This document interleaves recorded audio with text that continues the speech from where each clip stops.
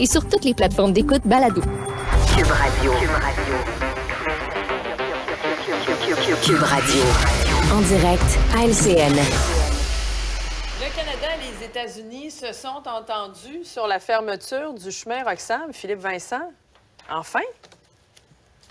Oui, enfin. C'est toujours particulier. Là. J'ai vraiment hâte de voir les détails de cette entente-là. On ne connaît pas les détails encore, mais quand même. C'est ça. Elle devrait être annoncée fort probablement après la rencontre aujourd'hui ou dans les prochains jours. Mais on voulait tout de suite envoyer le message que non, inquiétez-vous pas, on a réglé ce problème-là.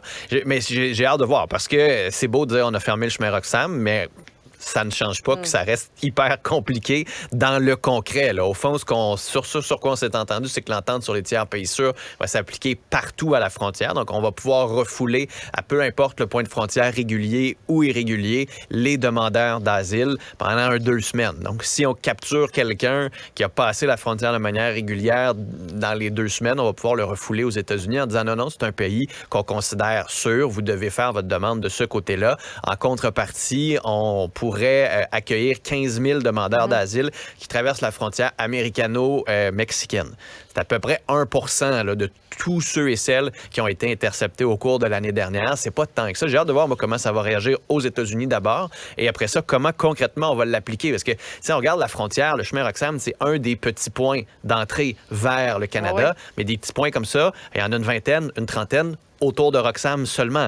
Donc, est-ce qu'on va patrouiller la frontière partout? Est-ce qu'on va forcer ces migrants-là à être davantage dans la clandestinité? Parce que c'est la crainte de tous les spécialistes qui couvrent la question de l'immigration.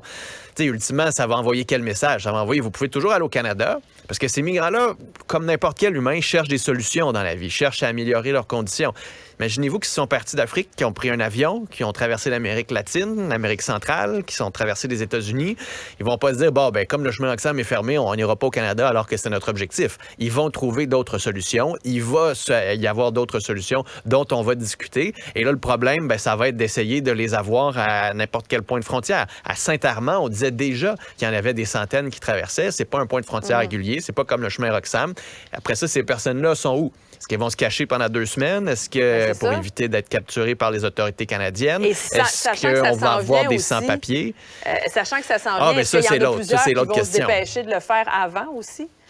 Oui, mais ce que le Canada a bien fait là-dedans quand même, puis il faut reconnaître, c'est d'avoir négocié dans le grand secret, d'avoir pris beaucoup de pression politique entre-temps, mais d'avoir quand même négocié en secret. Donc, là, on l'annonce.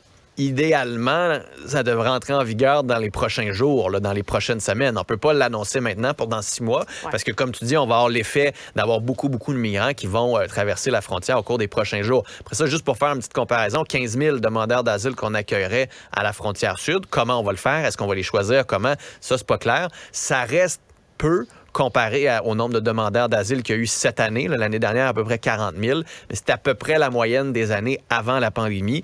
Et je termine là-dessus en saluant Pierre Poilievre qui a réussi son ultimatum en 30 jours. En 30 jours, jour pour jour. Celle-là. Ah, moi, je ne l'ai pas oublié. Ça s'est réalisé. Je le salue. Par ailleurs, Philippe Vincent, on sait que ça coûte cher voyager, mais il y en a pour qui ça coûte plus cher que d'autres. Oui, et c'est bien quand ça coûte cher et c'est pas ton argent. Hein? Ce serait comme le rêve pour tous de partir en voyage. Vous pouvez devenir gouverneur général. 700 000 $ qu'on apprend pour un voyage de 4 jours en Allemagne. Je sais pas qui fait la comptabilité dans ce bureau-là. Là. C'est vrai que voyager dans un jet privé, ça peut coûter plus cher, je le sais pas. Mais loger dans des hôtels de luxe aussi, visiblement, dans les grandes capitales, c'est vrai que c'est cher aussi. C'est juste qu'avec des montants astronomiques comme ça, 700 000 $ pour 4 jours de voyage, à un moment donné, il y a une reddition de compte qui va devoir s'opérer. Puis on voit Justin Trudeau qui était à Londres pour les funérailles de la reine. Ça, c'est l'autre question. Ça fait des mois qu'on cherche à savoir qui, lors des funérailles de la reine, a dormi dans une suite à 6 000 $ la nuit. Rien de grave, là. On est à Londres, il n'y a plus de chambre d'hôtel. C'est normal que les chambres coûtent très cher. C'est l'offre et la demande. La moindre des choses. Quand on pose la question, c'est de nous le dire. C'est pas grave. On s'attendait à ce que ce soit Justin Trudeau ou la gouverneure générale, mais on nous avait dit non de ce côté-là. Donc, ça ne pouvait être personne d'autre que Justin Trudeau. Et finalement, n'a pas voulu le dire pendant des mois et des mois et des mois. Finalement, à la veille de l'arrivée de Joe Biden, mais surtout dans la foulée de l'annonce sur une entente sur le chemin Roxham, sachant qu'il y aurait éclipse médiatique, on a décidé de le dire. C'est comme si, politiquement, on disait, bon, il va falloir le sortir. Ça fait trop longtemps qu'on ne l'a pas sorti. On veut éviter que ça soit dans la controverse. On veut éviter de le sortir un lundi matin et que ça fasse toute une semaine plate politique. Ce serait quand le meilleur moment? Joe Biden, ingérence chinoise, chemin Roxham. Vendredi. Let's go, il n'y a personne qui va s'en rendre compte. Un jeudi soir. C'est ça, exactement. Bien, écoute. Bien, merci, Philippe Vincent, puis bonne fin de